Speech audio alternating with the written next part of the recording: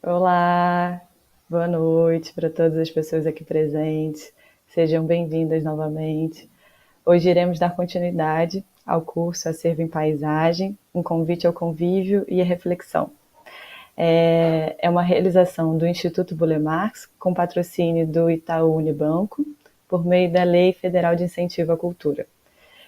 Sou Maria Gripe e vou fazer a mediação das mesas até o dia 30 de outubro. Então, aquele lembrete, o curso acontece às segundas e quartas-feiras, sempre das 19 às 20h30. E então não percam. E hoje vou começar fazendo minha breve audiodescrição. Eu sou uma mulher branca, de cabelo loiro, olhos claros, cabelo na altura do ombro. Estou vestindo uma blusa laranja e rosa de botão e tenho ao fundo uma parede branca. Hoje é o nosso segundo encontro, chamado Jardins e suas reflexões. Ele é um convite para pensarmos a dimensão histórica, ambiental e política da produção desses espaços verdes. Afinal, os acervos de paisagismo estão relacionados às práticas de colecionamento, às formas de conhecer a natureza, aos contornos dados pelas escolhas e manejos da terra. Então, o jardim aqui deixa de ser o resultado de um projeto para ser o caminho de discussões que perpassam o âmbito do patrimônio, da educação, das práticas socioculturais de um território. Assim, eu gostaria de agradecer aos palestrantes, Rafael Zamorano e Paulo Monteiro, que aceitaram gentilmente estar hoje no nosso curso e conduzir essas reflexões. Vou fazer uma breve apresentação dos dois, fiquem à vontade depois para complementá-los também. Paulo Monteiro, educador socioambiental, coordenador do curso Práticas e Atitudes Sustentáveis da Fundação Angélica Goulart e especialista em gestão comunitária de resíduos orgânicos compostagem. Rafael Zamorano é doutor em História Social pelo Programa de Pós-Graduação em História da UFRJ, professor do mestrado profissional em Preservação e Gestão do Patrimônio Cultural das Ciências e da Saúde, COC Fiocruz, e professor de História da Unirio. Atualmente é chefe da divisão técnica do Sítio Roberto Burle Marx. Bom, queria só fazer alguns lembretes antes da gente abrir para os palestrantes, mas as perguntas podem ser feitas no chat, que depois das apresentações a gente vai abrir para o debate e eu leio as perguntas. Quem também tiver interesse em receber o certificado, a lista de presença com o formulário vai estar também no chat, então fiquem atentos. E hoje, então, agora eu passo a palavra para Paulo Monteiro para fazer sua apresentação. Olá a todos e todas. Obrigado, Maria, né, pela recepção, né, e pelo convite. E, como você já falou bem, eu sou Paulo Monteiro, né, educador socioambiental da Fundação Angélica Goulart, né, em Pedra de Guaratiba. O nosso trabalho, esse ano, está fazendo 35 anos a instituição. Né, nós completamos 35 anos agora no dia 12, né, 12 de outubro. É uma filantrópica que trabalha com crianças, adolescentes, né, e juventude, vida adulta. E é um pouquinho do que a gente vai passar aqui, né, nas nossas apresentações. Tá? Espero que todos gostem e que a gente possa estar trocando aí. Então, a gente vai falar um pouquinho sobre esse projeto, né, que é o projeto que eu coordeno, que é o projeto Práticas e Atitudes Sustentáveis, né, que é um dos projetos, né, da Fundação Angélica Goulart, projeto todo voltado à questão das questões ambientais, né, e principalmente muito dentro da agroecologia. Pode passar, por favor.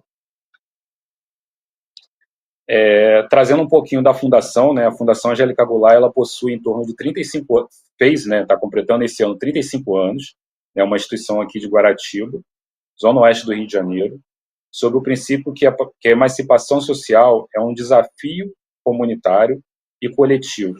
A instituição já realizou mais de 200 mil atendimentos. A nossa missão é contribuir para a superação da desigualdade social e os contextos da vulnerabilidade individual. e coletiva por meio de tecnologias sociais emancipatórias, criadas, desenvolvidas, testadas e sistematizadas, adequadas à infância, adolescência, à juventude e à vida adulta, que no caso são os 3 eixos, né, que a gente desenvolve na instituição.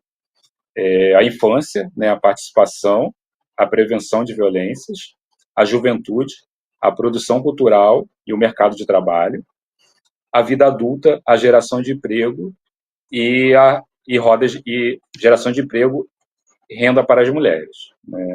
Por favor, pode passar. E dentro, né, um pouco da instituição, né, um dos projetos, que é o projeto hoje que eu coordeno, né, que é o projeto Práticas e Atitudes Sustentáveis, né, um projeto esse que nasce para desenvolver as questões ambientais, né, dentro do território de Guaratiba, principalmente em Pedra de Guaratiba, né, onde a instituição está. E o projeto é um pouquinho disso daqui, né? É um projeto da Fundação Angélica Goulart, que alimenta e elabora subprojetos, né, de cunho sustentável, baseando-se em tecnologias sociais simples e práticas que melhoram a qualidade de vida e a convivência, né, da população. Local com ambiente e o seu entorno, estimulando que as crianças e adolescentes e familiares se tornem agentes participativos e de multiplicação destas metodologias. Esse projeto, né, a gente desenvolve já há mais ou menos 8 anos dentro da Fundação. É um projeto que ele trabalha não só com as crianças e adolescentes, mas também com a vida adulta, né? E dentro desse projeto, a gente vai falar mais um pouco à frente, a gente tem um projeto que trabalha um pouco da juventude, né? Que é o curso de Jardinagem Sustentáveis, que a gente vai tocar mais um pouquinho aqui para frente.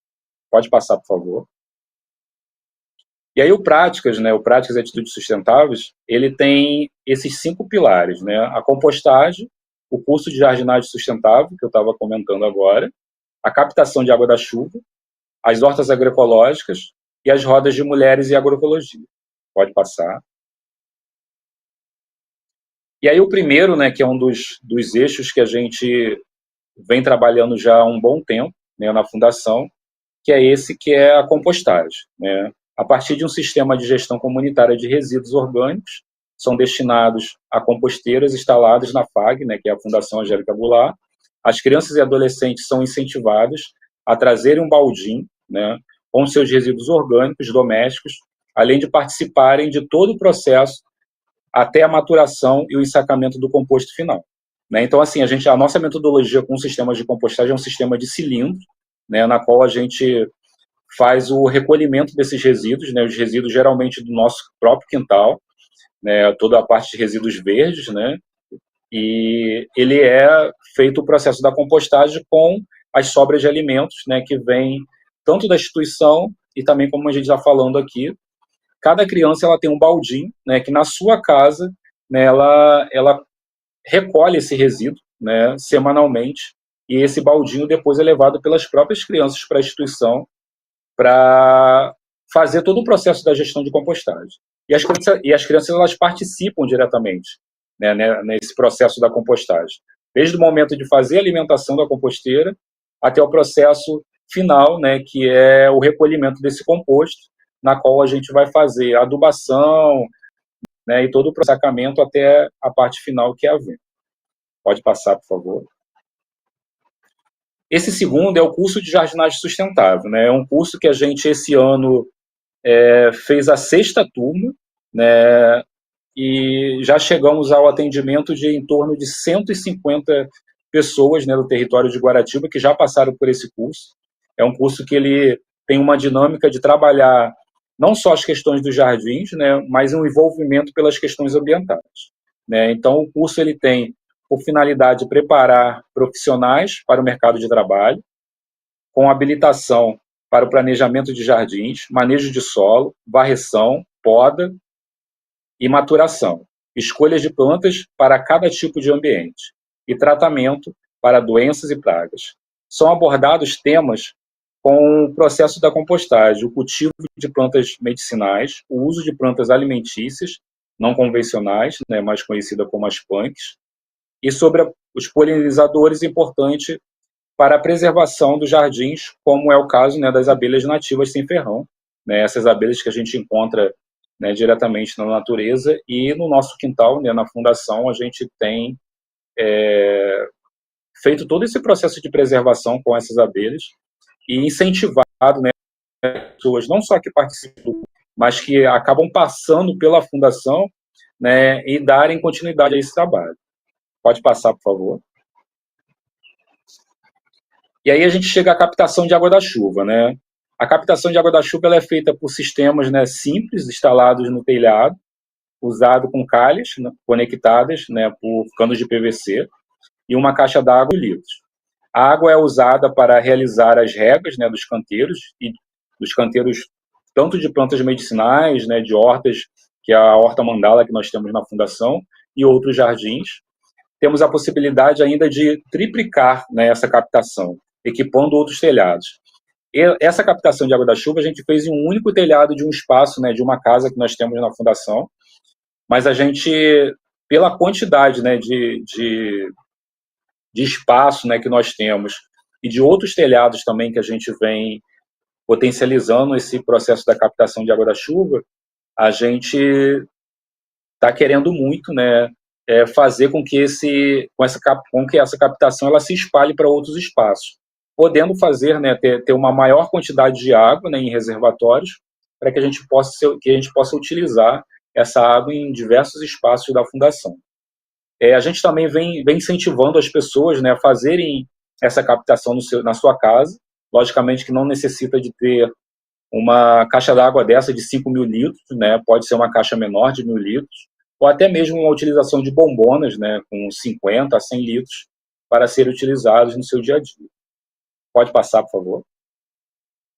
E aí nós chegamos à horta, né, que é a nossa horta de mandala, né, é onde a gente faz esse manejo, e também, né, uma parte que é a parte de produção que nós temos no nosso espaço, que é um viveiro de mudas, né? Então, no nosso quintal, né, da instituição, as crianças e adolescentes ela integram, né, o manejo das hortas agroecológicas e do viveiro de mudas. São produzidas mudas de plantas medicinais, de verduras, de temperos, de leguminosas e plantas, né, que, como eu já falei, são as plantas alimentícias não convencionais, que depois elas são recolhidas, né, são colhidas nas nossas hortas e são distribuídas, né, também para as pessoas que participam tanto das atividades nossas, né, que são tanto não só as crianças, mas também as famílias que são envolvidas e ainda complementam, né, a refeição, né, da fundação. Então, assim, essas crianças que elas participam dos próprios projetos da instituição,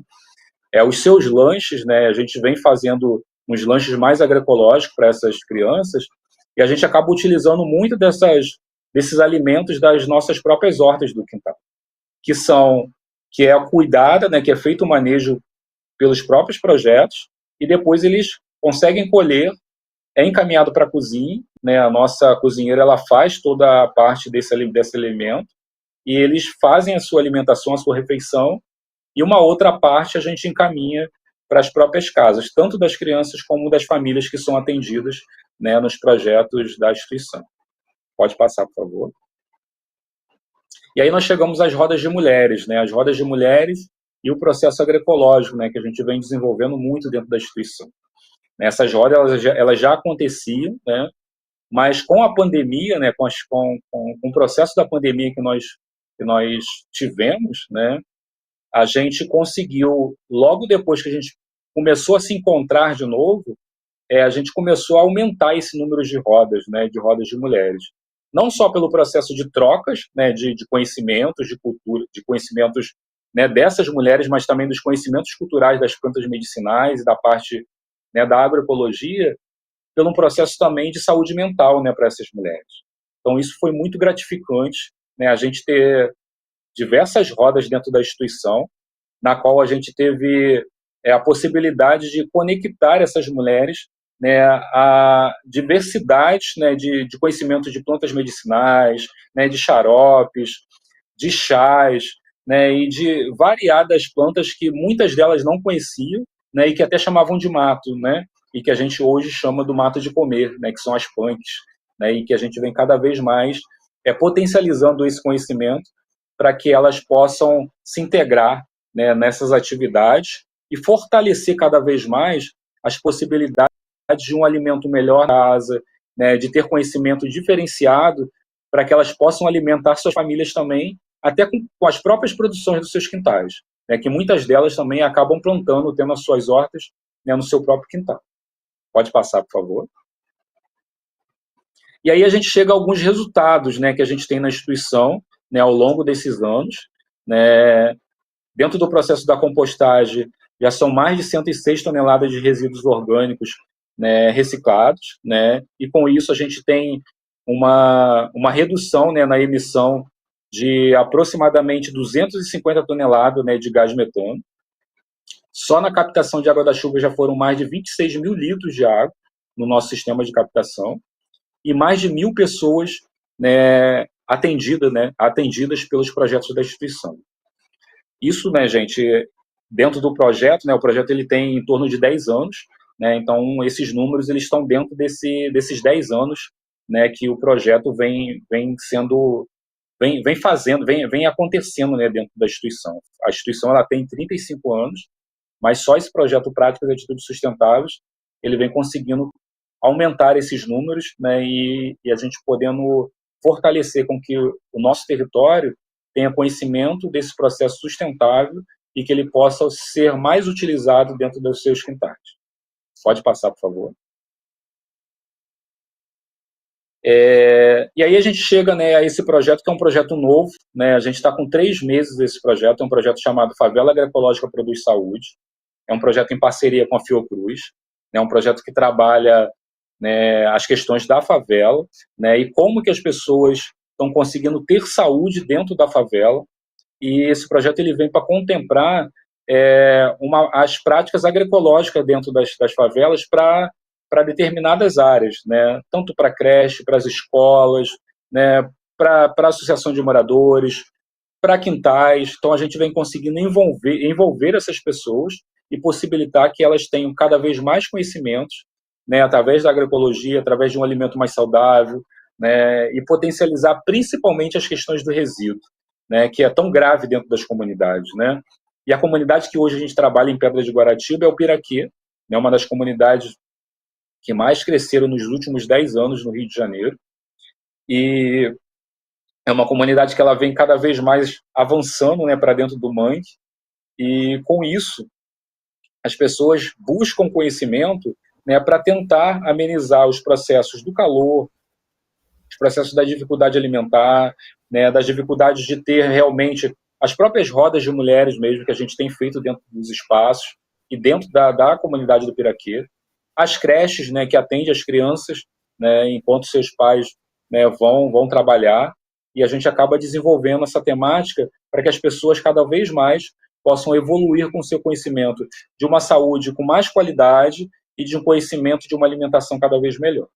Pode passar, por favor. E aí a gente chega à nossa parte final, né, a fundação, né, como eu falei, ela esse ano ela faz 35 anos, né, está fazendo 35 anos, e a gente, né, quem quiser seguir a fundação, quem quiser conhecer um pouco mais e ter mais contato com a gente, né, é só entrar no nosso site, né, nas nossas redes sociais, só digitar a Fundação Angélica Bular, que vai aparecer bem fácil, e seguir, né, e quem quiser, né, contribuir com esse trabalho cada vez mais também, fique à vontade. Gratidão, um abraço a todos. Paulo, obrigado. Sempre bom saber dos projetos da Fundação. Acho que é interessante a gente pensar essa dimensão da agroecologia hoje, quando a gente está falando dos jardins, né? E aí também entender um outro lado desse aspecto de uma organização também que tem um processo histórico e de produção relacionada aos acervos de paisagismo, que é o sítio Roberto Burle Marx. Então, chamo agora Rafael Zamorano para poder contar um pouco dessa experiência, trazer algumas reflexões e depois a gente abre para o debate. Olá, boa noite a todos. Muito obrigado, Maria Gripe. Quero inicialmente agradecer, né, ao convite de estar aqui podendo falar hoje no curso Acervo em Paisagem. Agradecer também a Juliana Santos, né, ao meu colega de mesa, Paulo Monteiro, e toda a equipe, né, da produção cultural do Instituto Burle Marx. Já foi apresentado, então boa noite a todos, né, a todas. Eu esqueci de fazer, eu sou um homem, minha audiodescrição, eu sou um homem branco de 44 anos, estou vestindo uma camisa preta, olhos claros, estou usando fone de ouvido, e ao meu fundo tem uma parede branca com uma planta e uma parede de pastilhas brancas também. Bem, seguindo, pode passar, por gentileza, o slide. O que a gente vai falar hoje, né, o que eu vou falar hoje aqui, né, um processo falar um pouco da trajetória do sítio Roberto Burle Marx, e principalmente sobre o seu processo de patrimonialização, né? Pode passar, por gentileza?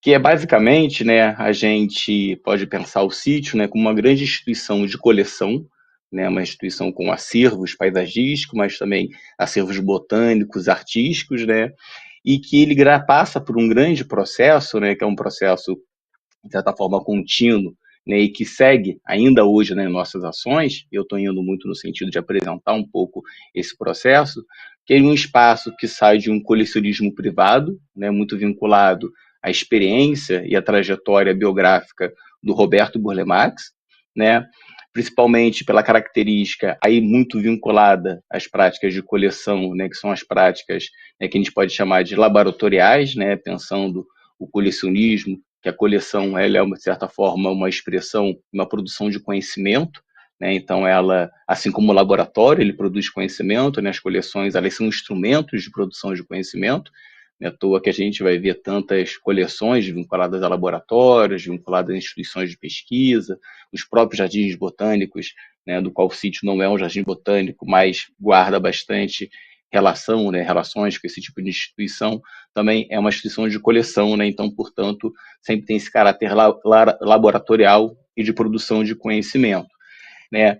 Então, passa um pouco também rapidamente pelo processo de doação do sítio, né, onde justamente esse caráter do sítio de uma instituição privada, né, de um espaço privado, a residência, o laboratório, né, de experimentos paisagísticos do Roberto, a um colecionismo público, né, onde o sítio passa a ser gerido como uma instituição pública e passa por um processo de patrimonialização, né, ou seja, de produção de documentos, de produção de informação, né, de gestão da coleção, característica, né, das instituições patrimoniais e museológicas. Avançando, portanto, a minha fala, né, para finalizando, né, a parte que eu vou finalizar, eu vou falar um pouco também, portanto, agora desse processo de extroversão do sítio, né, ou seja, esse sítio que surge como sítio Santo Antônio da Bica, torna-se sítio Roberto Burle Marx, uma instituição pública, né, gerida, administrada e protegida por uma série de leis, né, uma série de protocolos, né, que definem a gestão desse sítio, e até que vão, inclusive, inclusive, gerar a própria inscrição do sítio como patrimônio mundial e como ele vai se articulando com o seu território. Pode passar, por gentileza? Falar do sítio, eu vou falar rapidamente do Roberto, porque a coleção, como eu falei, ela sempre tem um caráter biográfico, né? Toda a coleção, de certa forma, ela expressa, né, as vontades, a visão de mundo do seu colecionador. E o Roberto Burle Marx, a gente fala muito do Roberto como talvez o artista mais consagrado, né, o artista brasileiro mais consagrado no mundo, né, e mais reconhecido, inclusive, internacionalmente. Né, um artista, né, multimídia, né? O Roberto era pintor, era escultor, produziu cenários, produziu joias, e se destaca, né, enfim, mundialmente conhecido na área do paisagismo. Então, falar um pouco do sítio é falar um pouco também da própria trajetória do Roberto. Pode passar, por gentileza. Essa trajetória, né, começa, isso está muito vinculado ao próprio papel do sítio, né? A partir do momento que isso faz parte da biografia do Roberto, né? Quando ele conhece, portanto, quando ele percebe numa viagem que ele faz à Alemanha para tratar a vista, né, o potencial paisagístico, né, o potencial ornamental das plantas tropicais, né, do quais ele, enfim, tinha na sua coleção em casa já, né, e o Roberto, então, ele, a partir dessa visão, ele entra, né, a partir também do convite de Lúcio Costa, ele entra, começa a produzir jardins, né, e pode passar, por gentileza, né, e vai introduzir, né, o que os paisagistas, os historiadores da arte... pode passar, Michael, por gentileza?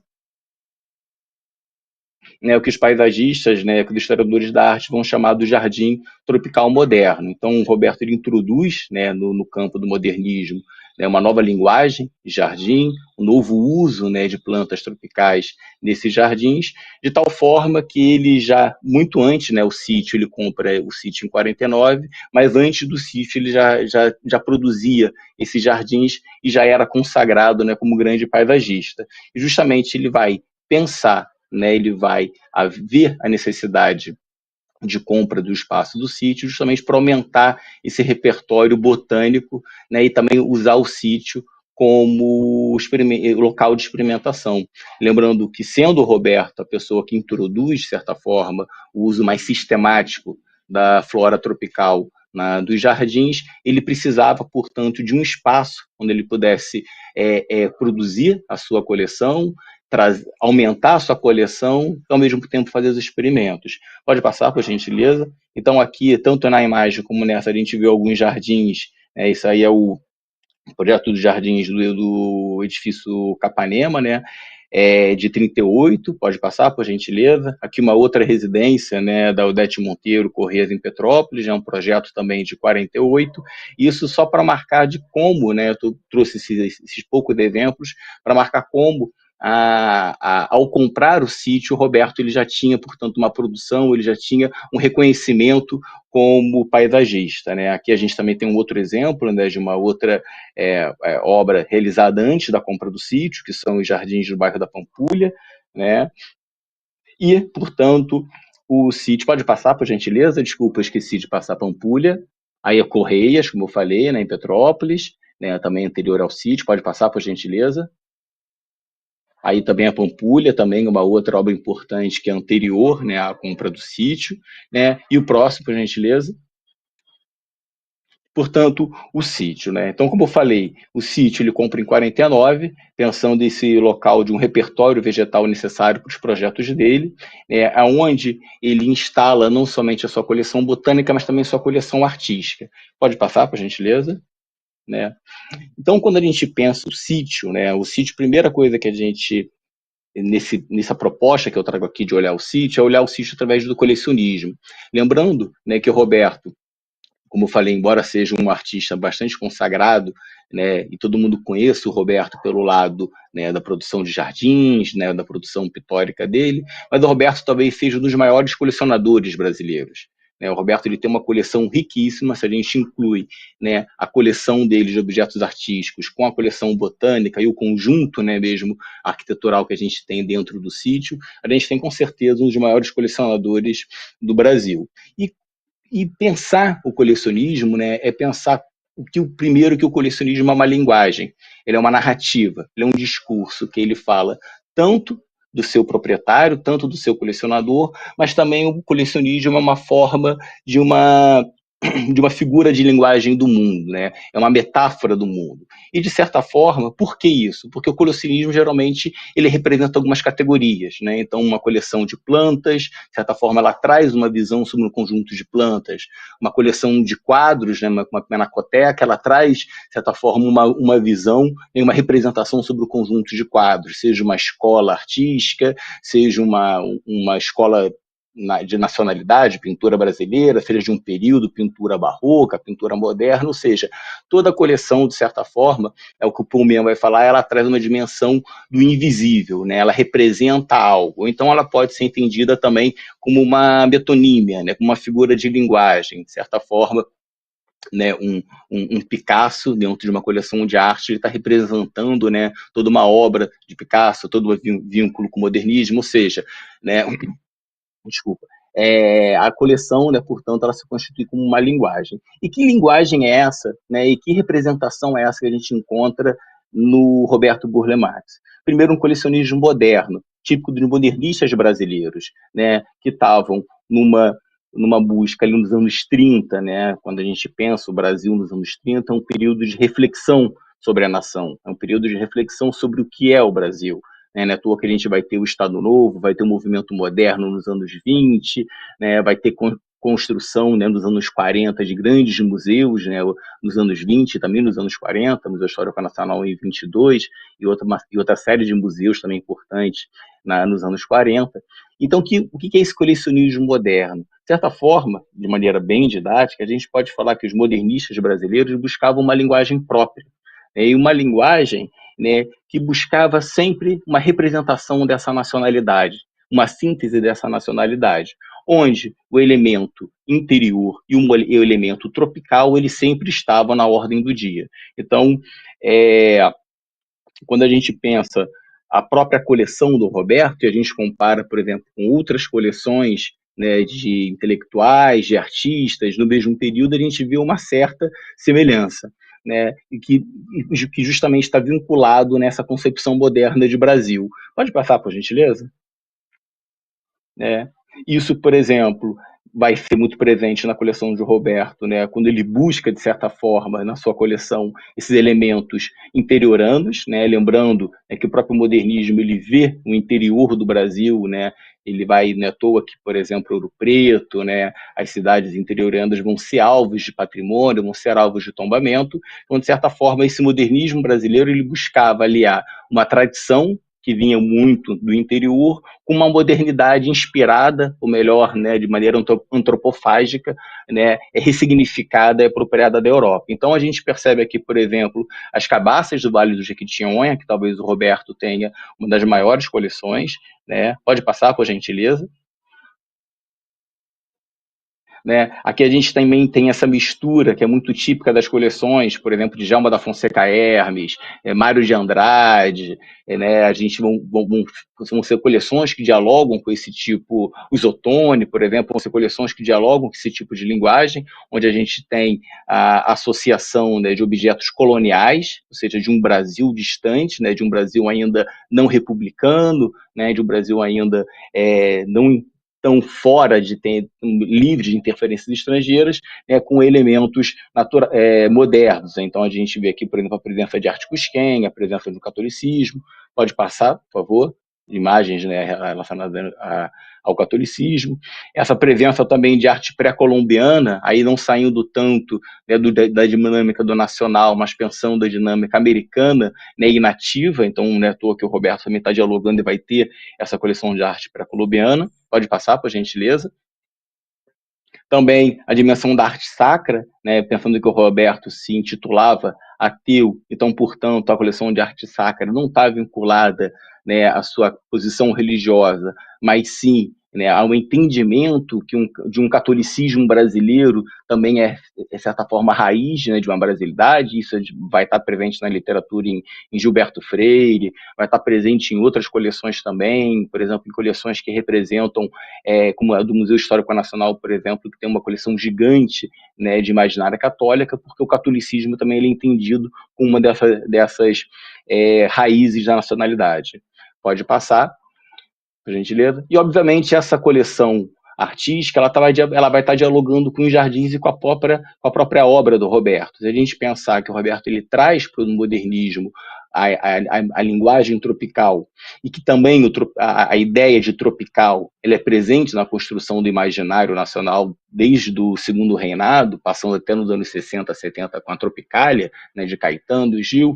Então, a ideia do tropical também ela é muito presente. Então, de certa forma, Roberto, ao trazer... Pode passando os jardins, por gentileza. Pode até contar 5 segundos e passando enquanto eu vou falando. Né? Então, essa própria ideia que o Roberto traz, né, do uso dessa flora tropical está vinculado também a essa linguagem nacional, e nada representa, né, melhor, talvez, né, do que a própria tropicalidade. Então, aqui a gente tem umas imagens do Roberto, né. É interessante destacar também, né, que quando a gente olha a coleção do Roberto, né, da própria casa, pode parar quando chegar. Próxima imagem, por gentileza, pode passar. É a casa principal, né, do sítio. Aqui uma imagem de um dos sombrais, né, que a gente tem os viveiros de planta. Pode passar mais uma, por gentileza? Tá, aqui. Né, então, o Roberto, em 73, ele passa a residir no sítio, ele passa a morar, e pensar que a coleção, além de ser essa representação, né, de uma visão de Brasil, a coleção também é um processo. E é um processo que implica relações sociais. Para ter coleção, você tem que ter objeto, você tem que ter uma rede de pessoas que vão te vender, te fornecer, coletar esses objetos. Você precisa conhecimento com outras pessoas. E o Roberto, ele está utilizando o tempo todo, ele tem amigos botânicos que vão estar ajudando a pensar essa coleção botânica. Então, o colecionismo, ele é uma forma de relação social, ele é um processo. E quando o Roberto passa a morar no sítio em 73, isso fica mais claro, como a coleção é o que alimenta, né, a sua própria vida social. Seja os negócios, lembrando que o Roberto utilizava o sítio também no sentido de chamar clientes, fazer eventos, né? Ao mesmo tempo, o sítio era um lugar encantador, um discurso formal, né, imagético, no qual ele talvez sua maior obra, né, do qual ele mesmo mostrava todo o seu potencial enquanto artista, enquanto colecionador, né, e, portanto, então, a coleção alimenta isso tudo. Não é à toa que o sítio talvez seja um dos grandes investimentos vitais da obra de Roberto. Pode passar, por gentileza? O Roberto doa, né, que é umas fotos, né, da vida social no vídeo, pode passar, por gentileza. Então, o Roberto, ele doa o sítio, né, nos anos 80, pode passar, por gentileza, a imagem, né. O Roberto, então, agora eu vou falar um pouco desse processo. O Roberto, ele doa o sítio, né, diante que ele não tinha herdeiros, ele fica preocupado, como todo colecionador, da sua coleção desmembrar, e ele faz um processo de doação para o sítio, né, que é um processo onde, portanto, o sítio ele passa a ser administrado pelo IFAM, né, ele passa a ser uma instituição pública e começa esse processo que eu venho falando, né, de sair de uma instituição privada, de um colecionismo privado, vinculado à figura do Roberto, vinculado às relações sociais do Roberto, e esse sítio ele passa, portanto, a ser uma instituição pública, né? E que, sendo instituição pública, não, esse processo ele não ocorre de uma hora para outra. É um processo que, mesmo nos dias de hoje, né, isso não é um demérito das administrações do sítio, nem enfim, um problema, necessariamente um processo que quase todos os museus, casas, instituições que têm esse caráter de sair do âmbito do privado, do doméstico e passam para o público, passam. Então, processos que às vezes demoram 20, 30, 40 ou mais anos, porque dependendo da complexidade. E esses processos, né, de patrimonialização, primeiro, começa pela própria regulamentação do sítio, tombamento do sítio, onde, portanto, o Estado já começa, de certa forma, a ter algum tipo de tutela, né, o sítio é tombado mesmo antes do processo de doação, o tombamento termina depois, né, e nesse processo, justamente, né, de patrimonialização, né, ou seja, de sair, né, desse âmbito de um colecionismo privado e ir para um colecionismo público, né, que passa esse processo de produção de documentação. Pode passar, né, por gentileza. Então, esse processo, né, de extroversão, vou falar rapidamente aqui, até pelo nosso tempo, do processo de candidatura, né, e do processo que a gente agora está fazendo, né, de extroversão do sítio, de sair de dentro para o sítio e chegar no nosso território. Né? Pode passar, por gentileza.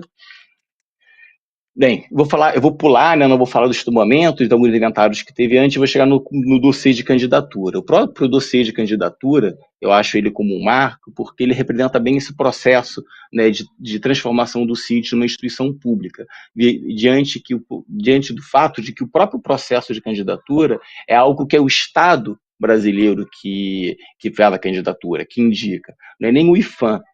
O IFAM encaminha, né, isso para o Estado brasileiro, encaminha isso, né, para o Ministério de Relações Exteriores, que faz a lista indicativa dos bens que serão indicados para bem do patrimônio. E esse dossiê de candidatura, pode passar por gentileza, ele já começa com um amplo processo, como a gente pode ver no sumário, de documentação do sítio, ou seja, identificação do bem, descrição, justificativa, plantas, pode passar por gentileza, né? Sistema de proteção de gestão do bem, monitoramento, documentação, né? Pode passar. Definição, por exemplo, de uma zona da core zone, né, onde é a parte do sítio que é inscrita como patrimônio mundial, e sua zona de amortecimento, ou seja, identificando quais são os fatores que afetam essa zona, características geográficas, de dados cadastrais, enfim, de demográficos dentro dessa região. Pode passar, por gentileza. Um processo todo também de registro, né, dos jardins, lembrando que o Roberto, os jardins, né, do sítio, o Roberto ele não necessariamente planejou, era a casa dele, então eram feitos de formas orgânicas, então a gente não tinha necessariamente os desenhos, os projetos, porque não há, então a gente teve que inclusive começar a fazer esses desenhos, produzir esses desenhos no âmbito da candidatura. Pode passar, por gentileza.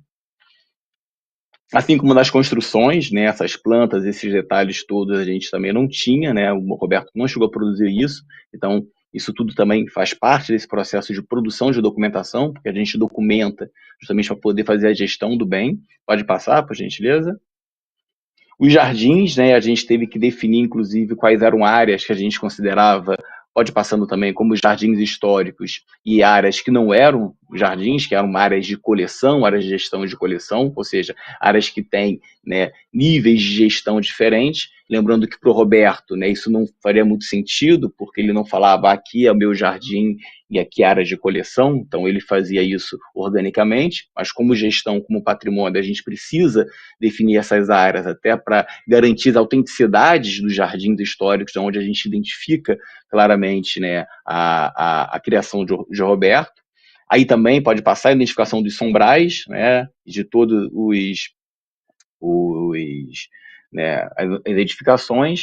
Pode passar, isso aí foi o relatório que a gente fez, né, depois que o dossiê é mandado, né, a Unesco ela fez uma série de recomendações e a gente, portanto, fez um dossiê complementar. Pode passar, por gentileza.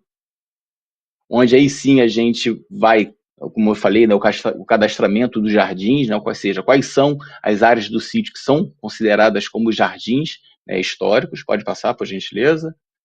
Aqui é o detalhe do jardim do ateliê, né, que é um dos jardins definidos. Pode passar, por gentileza.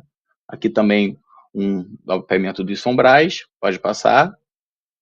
Né, e pode passar, isso aí é a decisão da Unesco, e a declaração de valor excepcional do bem, né? O sítio, né, todo bem de patrimônio mundial, ele trabalha com a ideia de valor universal excepcional, ou seja, aquilo que só aquele espaço, aquele bem tem. E no caso do sítio, né, eu vou sumariamente aqui, o principal, né, aspecto de valor universal, né, que foi identificado no processo de candidatura foi justamente esse caráter de laboratório experimental, né, do Roberto Bolemax, e que foi fundamental no desenvolvimento, né, do chamado jardim tropical moderno. Então, o sítio, seu valor, né, em termos de patrimônio mundial, seu valor universal excepcional é justamente o seu caráter, não é a coleção botânica, não é a coleção artística, não são os jardins, mas é o conjunto, né, que representa, portanto, um testemunho eloquente da próprio desenvolvimento do Jardim Moderno Tropical. Pode passar. Então, aqui são os critérios no quais o sítio ele é inserido, são vários critérios, né? Podem ser inseridos em 1, 2, 3, a gente foi inserido no critério 2 e 4, pode passar por gentileza. E aqui a gente agora apresenta alguns desafios, né, após o projeto de candidatura. O primeiro desafio, pode passar, é a elaboração de um plano de conservação programada dos jardins, né? Então a gente, como eu falei, a gente teve que definir qual era exatamente as áreas de jardim, né? Uma coisa que não estava definido. E lembrando que patrimônio, modelização sempre exige, né, demanda decisões que são arbitrárias, a gente tem que arbitrar, né, todo o processo de documentação, a gente documenta alguma coisa em detrimento de não documentar outra, e aqui é o mesmo processo. Então a gente definiu, como eu falei, esses espaços de sítio, e uma agora das nossos desafios que a gente está elaborando é um plano de conservação programada dos jardins, onde a gente mapeia, identifica todos os jardins a partir das suas plantas e vai definindo, né, a decisões a serem tomadas de curta, médio e longo prazo, como retirada de plantas, restauração de algumas partes, enfim, é um longo documento que a gente está fazendo em 3 volumes. Primeiro vai ser lançado, eu espero, até o final do ano, tratando do jardim da casa principal. Pode passar, por gentileza. A gente também, sendo bem tombado, a gente tem que fazer uma série de relatórios periódicos para a Unesco. Esse foi o último que a gente fez, que foi entregue em novembro de 2023. Pode passar, por gentileza. Pode passar, por gentileza. Isso, esse foi o último que a gente fez, né? E nesse relatório, esse relatório ele pergunta bastante coisa. Ele pergunta, por exemplo, como ele é um relatório que ele é feito para todos os bens do patrimônio mundial, então ele considera todas as possibilidades possíveis de risco ao patrimônio, desde queda de meteoro, terremoto, queda de meteoro eu estou brincando, mas assim, terremoto, tsunami, conflito civil, rebelião, né, vulcão, né? E a gente vai respondendo esse relatório, e no nosso relatório indicou o seguinte, que a principal fragilidade que a gente tem, enquanto bem, é justamente a nossa zona de entorno. Né? Como vocês sabem, Guaratiba, a Barra de Guaratiba é uma região, Guaratiba no geral, né, a Barra, a Ilha, a Pedra de Guaratiba é uma região que está sofrendo um grande crescimento demográfico, uma pressão urbana que vem tanto do Recreio, né, como de Santa Cruz, Campo Grande da Zona Norte, em direção à Pedra, e o sítio, e essa região aqui, depois da abertura, né, do túnel da Grota Funda, passa por a região de Barra de Guaratiba, onde o sítio está localizado, passa por uma série de transformações. Né? Então a gente identificou que um principal risco, né, na integridade, na autenticidade, o que mais ameaça o sítio é justamente a fragilidade do entorno. Pode passar.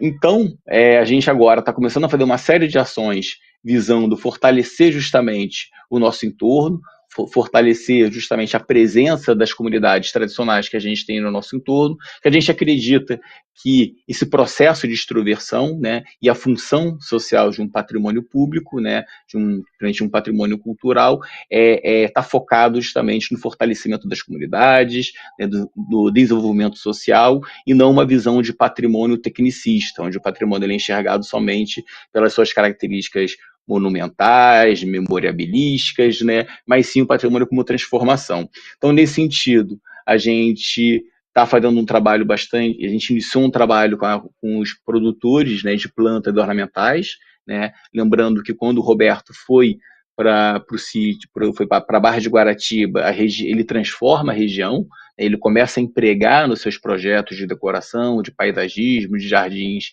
e para trabalhar inclusive no sítio moradores locais, que muitas vezes eram agricultores de banana, né, de aipim, e esses produtores começam, portanto, eles aprendem o ofício de jardinagem, ou aprendem a mexer com plantas tropicais e começam a abrir ao longo dos anos seus hortos, de tal forma que a região, né, próxima em torno do sítio é o principal polo de plantas ornamentais do Brasil.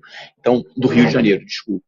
Então a gente começa, né, a gente escolhe esse conjunto, né, de uma comunidade tradicional para fazer essa aproximação pelo próprio vínculo que eles têm com a gente. E por entender, né, que enquanto esses horticultores eles se mantiverem em Guaratiba, eles continuarem com as suas atividades econômicas, eles serão, de certa forma, um freio para essa pressão urbana, né, que um sítio, né, um espaço de horticultura, né, ele saindo, possivelmente esse sítio vai virar um condomínio, vai virar, enfim, um comércio ou outro, e consequentemente alterando essa paisagem, né, em torno do sítio, do qual os nossos próprios jardins dialogam, ou seja, não é possível preservar os nossos jardins, preservar a nossa coleção botânica se a gente não preserva a relação que tem com esse entorno.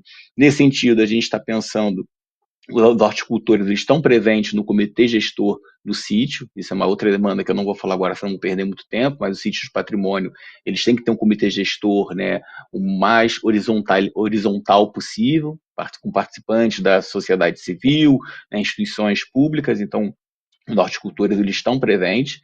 A gente também está buscando, e é muito bom ouvir o Paulo Monteiro falando, porque com certeza a gente tem que estreitar relações, porque a gente está cada vez mais buscando colaborar em ações de capacitação na área do paisagismo, horticultura e jardinagem, também focada, né, nos produtores de plantas ornamentais. E um outro projeto que a gente está fazendo é o registro, né, da prática. A gente está encabeçando um projeto piloto, que é o registro da horticultura ali de Guaratiba como no NRC, que é o Inventário Nacional de Referências Culturais, que é um instrumento que vai subsidiar a política de patrimônio material no Brasil, né, que vai dar os subsídios de como são feitos registros, etc. e tal. Pode passar, por gentileza? Tá, perfeito.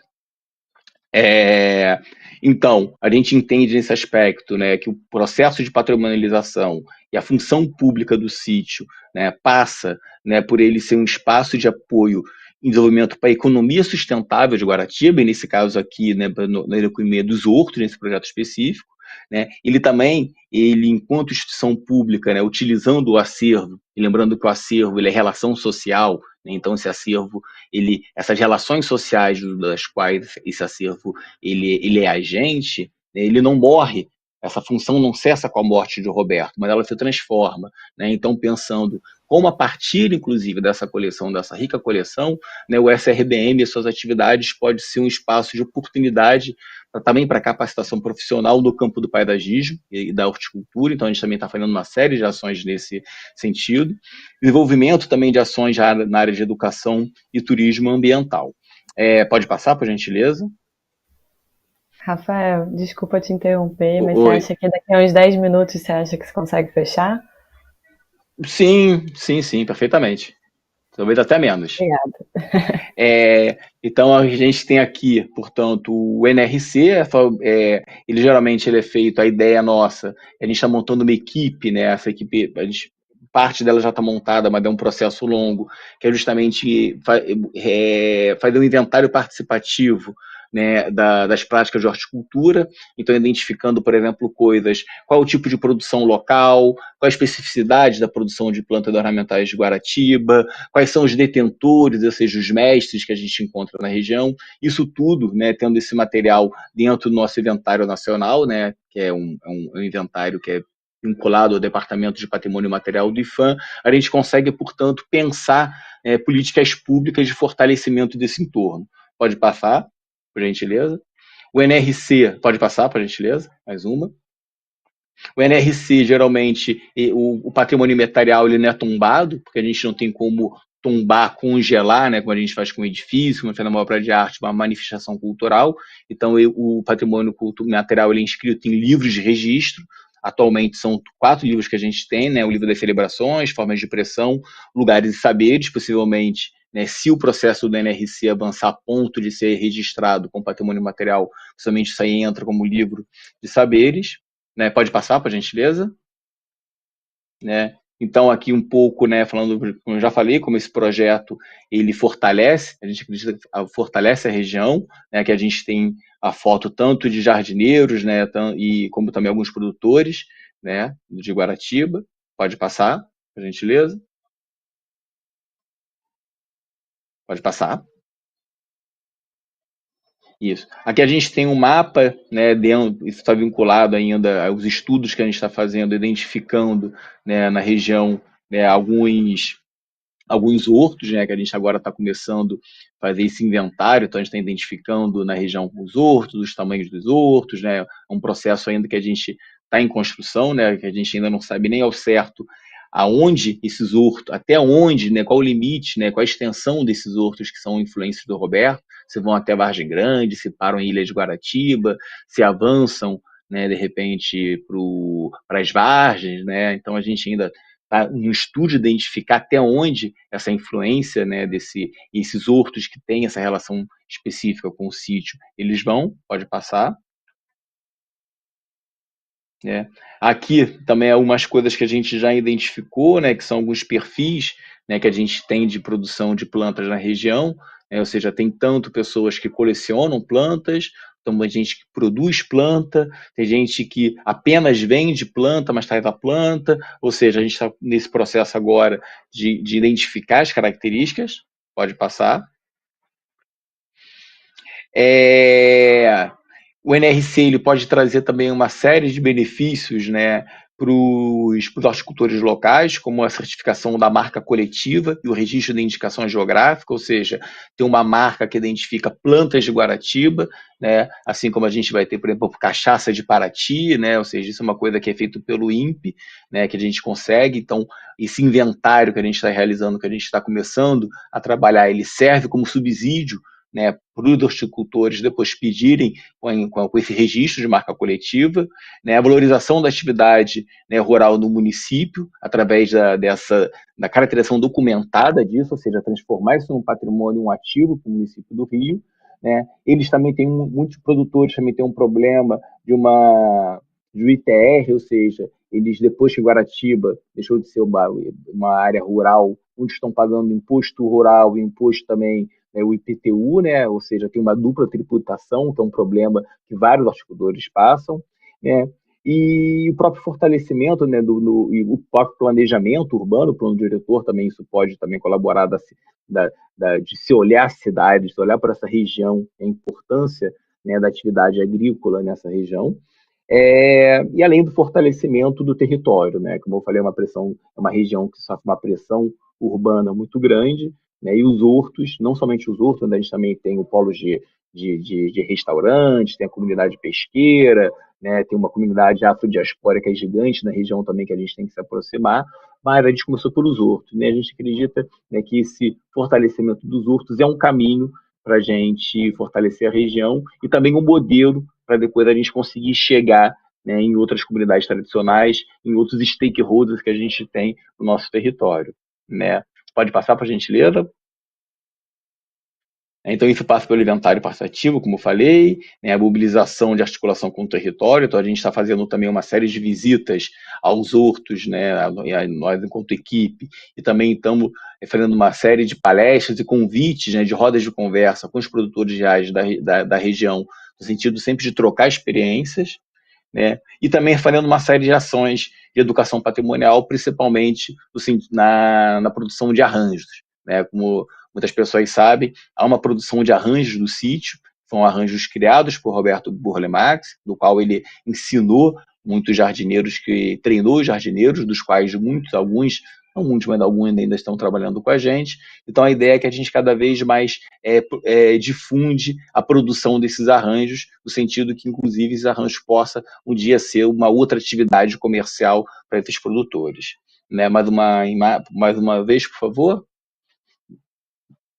Aqui é a primeira roda de conversa que a gente fez, né? Isso foi no início de setembro, né? Onde a gente justamente convidou, né? A gente está fazendo uma série, um processo de mobilização não é uma, duas, três reuniões que vão dar conta, a gente tem que fazer aí, sei lá, tem incontáveis reuniões, porque são cerca de 300 produtores, então a gente tem um trabalho de chegar, uma hora a gente vai chegar em 5, 6, outra reunião tem 10, e assim a gente vai fortalecendo e cada vez mais conseguindo trazer, né, mobilizar a comunidade em torno desse projeto.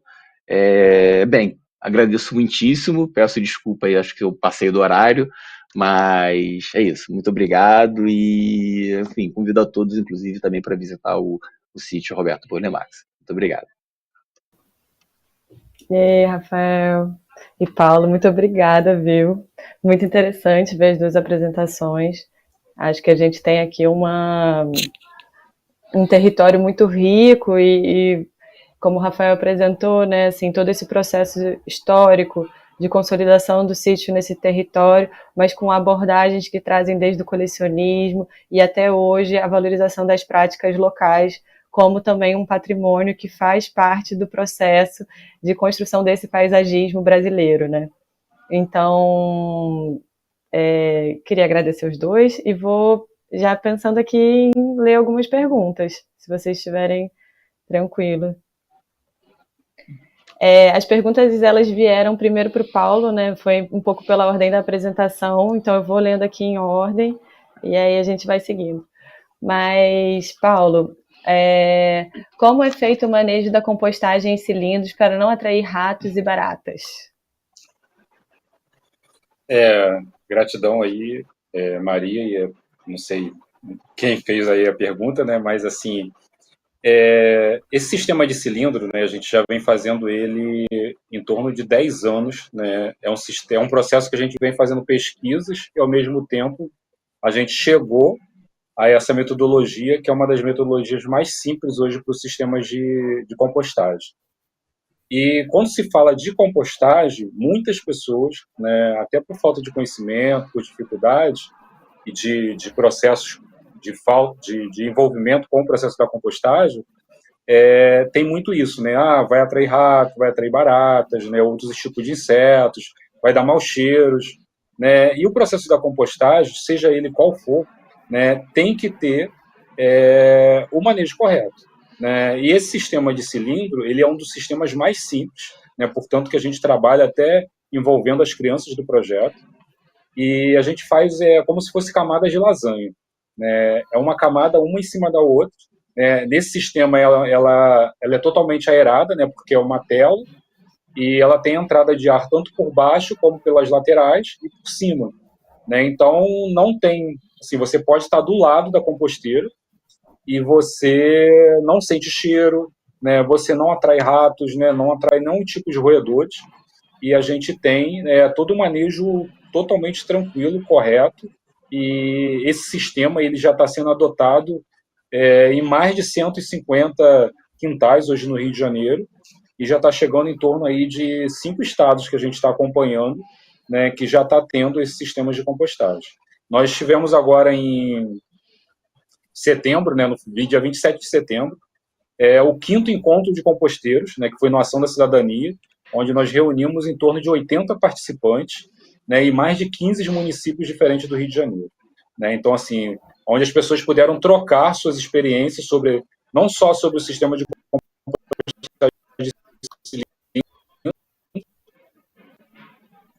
mas de diversos sistemas que estão sendo adotados no Rio e no Rio de Janeiro. Então, é isso. Paulo, eu vou então seguir com mais. Vou emendar duas perguntas que eu acho que elas se juntam em uma nova que surgiu aqui em função de sua resposta. Mas a Ana Clara falou: na horta de mandalas há alguma separação por tipo de plantas em cada raio? Se sim, qual é o raio? Entendi que é qual é o raio, né? A Isabel ela pergunta: compostagem também gera renda para as comunidades? E uma outra é da Paula: vocês utilizam minhocas na compostagem? Legal, boas perguntas, né? Seguindo a primeira, né, sobre a horta, né, na horta de mandala a gente trabalha com as culturas bem misturadas, né? Então, assim, a gente nunca faz um processo de plantios sozinhos, né? Até por ser um processo agroecológico, então a gente trabalha muito por misturas de culturas, né? Então, um tomate, a gente mistura um manjericão, um alecrim, né, uma salsa, um coentro, né, agora mesmo, né, que é essa época mais quente, né, do ano. A gente está plantando um feijão de porco, né, um malmeirão, né, que é uma punk já misturada, né, um amendoim. Então, assim, a gente faz uma mistura de culturas, né, até para ela não ficar sozinha, e ao mesmo tempo pelo processo, porque a gente não utiliza nenhum tipo de produtos químicos, né, e então a gente acaba tendo um consórcio bem misturado, né, para que elas sofram menos também. E sobre a outra pergunta sobre as questões da minhoca, né, na compostagem, nesse sistema a gente não usa minhoca, elas vão aparecendo com o decorrer do tempo, né, a gente usa todo o processo de resíduos orgânicos, tanto a parte verde, né, que é a parte de podas e de jardins, e depois a gente vai acrescentando as sobras de alimentos. Né? E quando, com o tempo do processo da compostagem, ele vai se maturando, vai se transformando no composto, as minhocas e principalmente os gongolos, eles vão se chegando. Né? Então, na verdade, eles vão se encontrando nesse processo da compostagem, fazendo o processo da decomposição total. Tá? Eu não lembro, tinha mais uma, né, Maria? Era do raio na ai, deixa eu achar aqui. O espaçamento, né? Passamento nas hortas em mandala, né? Isso, como eu falei, o nosso espaçamento ele é bem limitado, né, porque a gente acaba misturando as culturas, né, então ao mesmo tempo que a gente está plantando uma salsa, está plantando uma cebolinha, né, então são muito próximas, só dá realmente o espaço delas crescerem, né, então assim, a gente não deixa muito espaço entre uma e outra, não, o espaçamento ele é bem tranquilo ali nesse sistema de mandalas. Bom, então, Rafael, chegaram várias perguntas aqui. Vou lendo aos pouquinhos. Mas a Tereza, ela pergunta assim: sobre o colecionismo do sítio, no âmbito arquitetônico, houve uma busca de elementos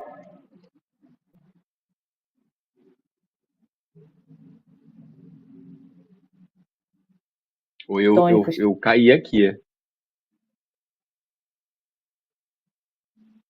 Ô,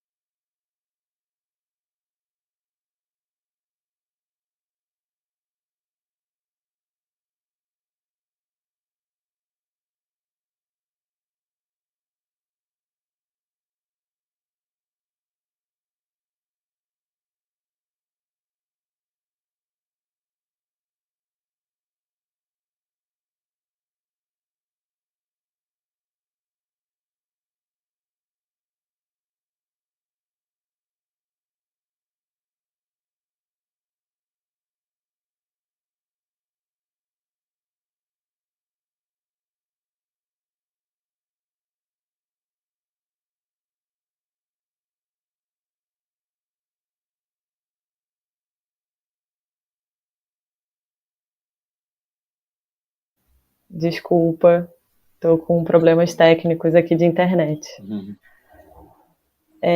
Não sei, eu fiquei falando sozinha aqui, achando que eu estava falando as perguntas. Você estava no início da Tereza sobre o colecionismo no sítio. Aí parou aí. Tá.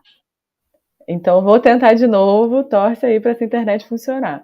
Mas sobre o colecionismo do sítio, ela falou no âmbito arquitetônico, houve uma busca de elementos arquitetônicos que foram transportados para o sítio? Como funciona essa coleção arquitetônica? E tem mais uma também de coleções, que é da Ana Clara. Ao fazer as plantas de setorização de espaços do sítio, nos jardins foram identificados a tipologia das plantas também? Tá. Posso responder? Vontade, tem mais, mas vamos aos pouquinhos também, né? Tá, vamos lá. Tereza, colecionismo no sítio, coleção arquitetônica. Então, o que a gente pode considerar, talvez, que eu não sei se bem seria um colecionismo, mas tem dois elementos interessantes no sítio. Um é que a gente tem uma série de conjuntos arquitetônicos, né? Primeiro são feitos por artistas, arquitetos consagrados. Então, por exemplo, a gente tem um ateliê que é do Gil Borsoi, né, com a decoração interna da Janete Costa. Então, a gente tem, acho que só o nome, né, de alguns arquitetos ali que atuam, isso dá um valor patrimonial, né, dá um valor artístico, e de certa forma isso enriquece no sentido de hoje, quando a gente olha o sítio, né, como um todo, entender que a gente tem uma coleção arquitetônica, né, uma coleção artística e uma coleção botânica, né, e que isso tudo é uma coleção museológica, né, porque tudo passa pelo processo de musealização. Mas tem uma outra dinâmica interessante do Roberto, né, que é justamente que é uma marca, inclusive, do Roberto, que e isso muito presente no sítio, que é o aproveitamento de pedras de cantaria. Então, a gente sabe, por exemplo, que nos anos 70, o Rio de Janeiro passa por uma série de transformações urbanísticas, né, e que muitas casas, né, muitas construções, somente do período, ali no início do período republicano, né, do chamado período da arquitetura eclética, são demolidas. Né, e muitos dessas pedras de demolição elas vão parar no sítio Roberto Burle Marx. Inclusive o ateliê ele é feito inclusive de uma fachada, né, de um estabelecimento comercial, né, no Rio de Janeiro, no centro do Rio, né, que foi demolido. Então isso depois foi doado para o Roberto, essa fachada. Eles tiveram um trabalho justamente de numerar toda a fachada de pedra e depois remontar, né, justamente nesse processo, e que também indica, de certa forma, um olhar, digamos, e não seria. Não deixa de ser um olhar colecionista do Roberto de buscar, né, essa utilização dessas pedras e também, né, essa relação, né, com elementos do passado. Eu não sei se respondi, mas. Tá. E, Ana Clara, tipologia das plantas. Sim, Ana Clara, a gente, dentro desse processo, é que eu estava preocupado com o horário, não pude detalhar muito isso, mas acho que um dos processos mais complexos que a gente tem no sítio justamente é o inventário já referenciado de toda a coleção botânica. Então a gente tem um projeto, né, que é coordenado pelo nosso gestor da coleção, que é o Marlon, né, que ele é paisagista e biólogo também, onde a gente vai com o GNSS, um aparelho, né, de GPS, identificando, né, justamente uma precisão bastante, eu não sei falar aqui quantos metros, mas uma coisa bastante precisa, justamente a planta, né, os indivíduos. Então a gente tem um cadastro, por exemplo, das forrações, das palmeiras, das árvores, né, e isso tudo vai sendo alimentado no ArcGIS, né, que é um sistema que a gente trabalha. E no ArcGIS a gente inclusive tem todo, né, isso é um processo longo, né, isso é um processo contínuo, a gente nunca vai conseguir, né, acredito que, como qualquer inventário, qualquer gestão, a gente nunca consegue chegar, né, porque a coleção ela continua crescendo, plantas morrem, então isso é um processo, né, mas inclusive nesses dados, há dados, por exemplo, nessas fichas, há dados sobre fitossanidade, sobre o histórico da planta, tratamentos, podas, ou seja, há todo um acompanhamento, sim, da coleção botânica. E isso, inclusive, faz parte do processo de patrimonialização, né? A gestão de um patrimônio cultural, né, dentro de uma instituição pública, né, dentro de processos, né, de musealização, implica o tempo todo a produção de documentação, né, levantamento de documentação. Por isso, o trabalho de inventário, de catalogação, né, de identificação, ele é tão importante. Maicon, a Maria não voltou, certo?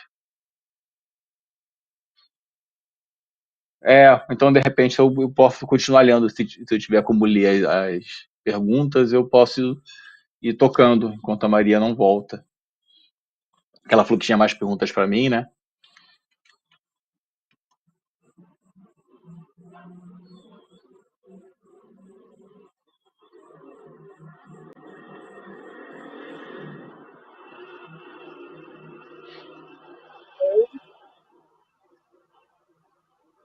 Ah, ela voltou. Oi, gente. Então, eu não sei, já foram todas as perguntas, agora eu fiquei a pessoa que vou perguntar. Eu respondi a da Ana Clara, sobre a tipologia das plantas. Tá. Vou ver aqui, deixa eu só achar aqui no chat, que agora eu voltei, acho que vai funcionar, que eu mudei a conexão de internet. Deixa eu só achar as perguntas. Boa noite, queria fazer uma pergunta para o Paulo. A proximidade do sítio Burle Marx com o Instituto tem alguma influência nas crianças matriculadas no curso? Ela tem a oportunidade de conhecer o sítio? Parabéns pela iniciativa. Então, a proximidade, entre aspas, né? Porque assim, o sítio, a gente está no mesmo território, né? Na região, mas o sítio ele fica em Barra de Guaratiba e a instituição ela fica em Pedra de Guaratiba. Então a gente tem uma distância, né? Então a gente acaba tendo muitas crianças que ainda não tiveram acesso, foram, né? Não conheceram, não conhecem o sítio. Não só crianças, né? Com uma grande maioria de nossos públicos, né? De atendimento lá na área da fundação, eles acabam não conhecendo. A gente tem feito algumas atividades em parceria com o próprio sítio, né? O próprio curso de jardinagem, né? A penúltima aula dele acontece dentro do sítio, né? Então a gente tem uma visita guiada, né? Com conhecimento de plantas, conhecimentos históricos, e isso a gente tem feito, né? Em todas as nossas aulas do curso de jardinagem. Mas a gente acaba tendo essa dificuldade por ser uma instituição que não tem um transporte, né, da instituição que possa levar a quantidade de criança, né? Nós temos, né, o nosso atendimento semanal, né, chega em torno de 150 a 200 crianças, né, em todos os projetos. Então, assim, para a gente levar todas elas, né, para conhecer o sítio, a gente teria que ter ônibus, né, para estar fazendo esse transporte. E o sítio ele acaba sendo contramão, né, dos nossos transportes, até para ônibus normal, né, de linha pública mesmo. A gente não tem um ônibus que passe diretamente na frente da instituição e que passe na frente do sítio, né? Então tem que ser feita uma baldeação, né, para pegar uma outra condição, e isso gera custo, né? E que acaba os nossos projetos não tendo como fazer isso. Mas a gente já está caminhando, né? A gente tem feito uma parceria com o sítio e estamos bem mais próximos e a gente está conseguindo levar alguns grupos, sim. Bom, olha, eu vou falar Aguedita, não sei se assim se pronuncia seu nome, desculpa. Mas a Aguedita, ela fala, eu tive a maravilhosa oportunidade de visitar o sítio no mês passado, gostei bastante, só tive a preocupação de observar a presença excessiva da planta epífita, aí também vai ser outro problema para falar, mas vamos lá, Tillandsia recurvata. Ajuda aí, gente. Em muitas eu sou historiador, árvores. não sei nome de planta, não. E eu sou museóloga e antropóloga, então imagina. Como está sendo o gerenciamento do tratamento fitossanitário mecânico disso? Tá. Obrigado pela pergunta, Aguedita, também se eu estou falando correto. Bem, a gente tem um acompanhamento constante, a gente tem no sítio um contrato de fitossanidade, né, onde tem uma agrônoma que ela faz todo o acompanhamento da coleção, ela inclusive atua no sítio já há bastante tempo. Inclusive o sítio, ele tem um trabalho que a gente tem que divulgar mais, que a gente tem lá, inclusive, experimentos, né, e ações de fitossanidade que são inéditas, porque isso talvez eu possa estar explicando um pouco mal, porque, enfim, a Sandra, que devia, o nome dela é Sandra, né, Tofani, ela, enfim, e o Marlon também saberiam explicar melhor isso, mas parece que, por exemplo, a indústria, né, que produz insumos, né, que produz fertilizantes, que produz defensivos para plantas, não tem foco muito em plantas tropicais e muitas plantas que tem no sítio. Então, de tal forma que a gente às vezes não consegue nem achar no mercado, né, produtos específicos. Então, o sítio faz uma série de experimentos, inclusive, no sentido de utilização de produtos, né, geralmente é tudo natural, a gente não usa, né, muito produto químico, né, inclusive a gente tem umas experiências boas.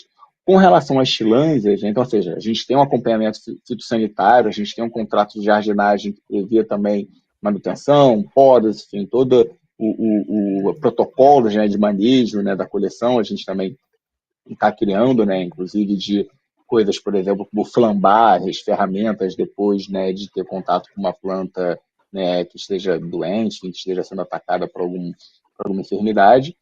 E com relação às chilânzias, o sítio tem bastante, né, sim, e a gente tem um controle, né, tanto de tirar o excesso, né, para, enfim, a chilânzia em excesso ela pode, né, trazer problemas para a planta, né, e como de gestão, mas enfim, acho que quase todo dia a gente tem um caminhão, né, de material orgânico, né, que é retirado da poda e da limpeza dos jardins. E até onde eu sei, as chilânzias não são um problema, né? Elas só por enquanto no sítio, né? Quando tem muito, quando tem alguma árvore, né, alguma planta que a gestão da coleção percebe que está demasiada, elas são retiradas. Rafael, só mais uma pergunta que é. Cadê? Ó. Muitas pessoas no chat perguntaram se tem o inventário das plantas do sítio disponível em algum lugar. Então, esse inventário está em processo ainda. A gente não tem ele, como eu falei, é um processo longo. A gente não está com uma equipe tão grande que a gente possa acelerar esse processo, mas parte dele está sim. Depois procura um lugar na internet, sítio Roberto Burlemax, ArcGIS, que a gente vai ter acesso a essa plataforma onde a gente faz o gerenciamento da coleção botânica. Então, se colocar no Google, sítio Roberto Burlemax, ArcGIS, né? ARCGIS, possivelmente a primeira ou a segunda, o segundo resultado vai levar para essa nossa página. Tá certo. Gente, eu E ainda só continuo com a desculpa, só internet. mais uma, Fala. perdão.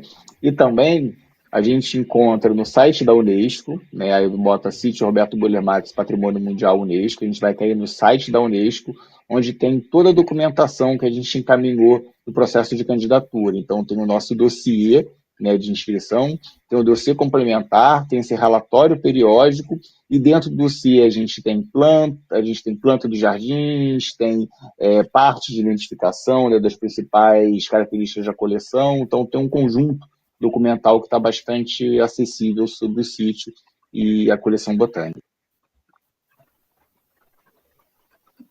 Bacana, Rafael, porque isso eu acho que é uma pergunta recorrente, é um lugar de busca que muitas pessoas fazem, assim, tanto para o Instituto quanto para o sítio, né? E eu acho que vem daí também o desejo de produzir essa mesa que passasse por um lugar que a gente reconhecesse essas relações desse processo de produção do paisagismo, tanto do Roberto, que é o modernista moderno que temos de referência brasileiro, quanto também esse âmbito da outras formas de conhecer e se relacionar com a questão vegetal, que parte de um discurso político e que está voltado ao território, que é o trabalho de agroecologia, né, e como eles se complementam hoje, se a gente está pensando nesse processo que você trouxe, né, do sítio, pensar o inventário dessa prática da jardinagem e da horticultura, né? Então, como essas relações se dão no território. E eu queria um pouco puxar um encerramento, porque estou com medo de cair de novo e não conseguir mais finalizar a mesa. Queria, então, não sei se vocês querem... eu queria fazer só um comentário. Paulo, algumas pessoas perguntaram se poderiam se voluntariar para trabalhar na fundação. Então, eu acho que buscando nas redes sociais, ou se você tiver um outro caminho melhor, mas queria abrir para vocês dois, para vocês fazerem as considerações finais e depois a gente encerrar também. Maravilha, Maria. Bom, posso começar? Beleza. Obrigado, Rafael. Então, assim, primeiramente agradecer, né, ao convite e a toda a organização, né, dessa aula de hoje, né, e tenho certeza que as próximas também vão ser bem produtivas e bem legais. E dizer que, assim, a Fundação ela está de portas abertas, né, para receber, tanto para visita, né, como para a gente também poder conversar sobre essas questões de processo de voluntariado, né. Então, assim, pode fazer contato diretamente pelo site da instituição, né, entrando no site da Fundação, lá tem um telefone de contato, que é o WhatsApp, e pelo WhatsApp é possível marcar, né, fazer esses agendamentos. E já deixando também um convite, né, como eu falei, a Fundação esse ano está fazendo 35 anos, e no sábado agora, né, dia 19, né, das 3 até as 23 horas, né, a gente vai estar fazendo um grande evento na Fundação, um evento de portas abertas, né, com música, com empreendedorismo, né, com bazar, né, com exposições, né, principalmente de artistas locais, né, e deixando um convite para todos que quiserem participar, né? Então, assim, é uma entrada gratuita, né, e vai ser bem legal. A gente vai estar celebrando esses 35 anos, né, junto com a comunidade e com todos que quiserem vir a participar. Tá? Gratidão, Maria, pelo convite, né? Abraço aí, Rafael, pelo trabalho e estamos aí. Obrigado, gente. Obrigado, Paulo. Também tenho só a agradecer pelo convite. Também falar que fiquei muito feliz de ter participado. Tenho certeza que o curso continua também com toda a força. Também falar que o sítio, né, convidar todos já para conhecer o sítio Roberto Bolemax, já convidou a retornar. O sítio ele sempre é um espaço, sempre tem novidade, né? As plantas elas ficam paradas no lugar, mas elas não ficam quietas, né? Elas estão o tempo todo se transformando, florindo, secando, então o sítio sempre tem novidade. Também convido a todos, né, falar que o sítio ele tem um potencial de pesquisa, né, o potencial para quem está fazendo pós-graduação, graduação, está fazendo pesquisa de mestrado, doutorado, pós-doutorado, TCC, que olhem para o sítio, né? O sítio ele tem um potencial de pesquisa fantástico, né? Ele tem uma possibilidade patrimonial de produção de conhecimento que é ímpar, não é à toa que ele foi inscrito como patrimônio mundial, né? E essa potência que o sítio tem, né, como espaço de produção de conhecimento, de educação, de fruição, vem da força da sua coleção. E, de certa forma, essa coleção, né, sendo a coleção, de certa forma, um espelho, um reflexo da ação do Roberto, né, ela, de certa forma, ela presentifica o Roberto, ela presentifica, inclusive, as próprias bandeiras que o Roberto defendeu, né, ao longo da sua carreira, né, a bandeira do ambientalismo, a bandeira dos jardins, né, e sua função pedagógica. O sítio é um grande discurso pedagógico, né, a gente... É um grande discurso sobre a proteção da natureza, sobre a diversidade. Então, agradeço mais uma vez e convido, né, todos a irem ao sítio, né, a pesquisarem sobre o sítio, né, e aprofundar a produção de conhecimento e fruição, né, que esse rico espaço proporciona. Muito obrigado a todos, muito obrigado, Maria, muito obrigado, Juliana, Maicon, Paulo e a todos os presentes. Oi, gente, eu que agradeço a presença de vocês. Falar também que cometi uma gafe, mas no chat muita gente agradeceu pelas apresentações, falaram que gostaram muito, que já visitaram o sítio, então retornem também, e que parabenizaram a Fundação pelas ações e o sítio também. Então, acho que esse feedback sempre é bom dar. Eu agradeço a vocês que estiveram aqui conosco hoje, agradeço aos palestrantes, a toda a equipe técnica que está fazendo esse curso, porque não é fácil, é uma equipe bem grande que tem por trás das câmeras. Peço desculpa novamente pela questão da internet e reforço que a nossa próxima sessão é no dia 21 de outubro, às 19 horas, e a gente vai ter a presença do Cláudio Viana e do Cadu Marcone. Então, a programação completa vocês podem acessar no Instagram do Instituto. E é isso, desejo uma boa noite para todo mundo e seguimos com o curso.